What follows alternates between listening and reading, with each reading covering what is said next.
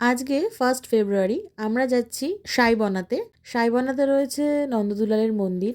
মাঘী পূর্ণিমার পুণ্যতিথিতে সকল মানুষ ৩ ঠাকুর দর্শন করতে যান। ৩ ঠাকুরের মধ্যে এই একটা ঠাকুর হচ্ছে নন্দদুলাল। জানো তো, নন্দদুলালের ওখানে আমি প্রথমবার গিয়েছিলাম আমার দাদু যখন বেঁচে ছিলেন। আমার দাদু ঠাকুমা ওনাদের সাথেই আমি গিয়েছিলাম, তখন আমি বেশ ছোট। কিন্তু ওখানে গিয়ে প্রথমবার আমরা ভোগ খাইনি, আমরা খেয়েছিলাম ধনেপাতার চপ। একটা গাছের তলায় বসে আমি, আমার ঠাকুমা আর দাদু তিনজনে মিলে ধনেপাতার চপ আর মুড়ি খাচ্ছিলাম। সত্যি এই স্মৃতিগুলো কোনোদিনও ভোলার নয়। আজ যাচ্ছি পরিবারের সকলের সাথে, তবে আমার সেই পুরনো দিনের দুজন সাথীর মধ্যে একজন সাথী কিন্তু না ফেরার দেশে চলে গেছে, মানে আমার দাদু।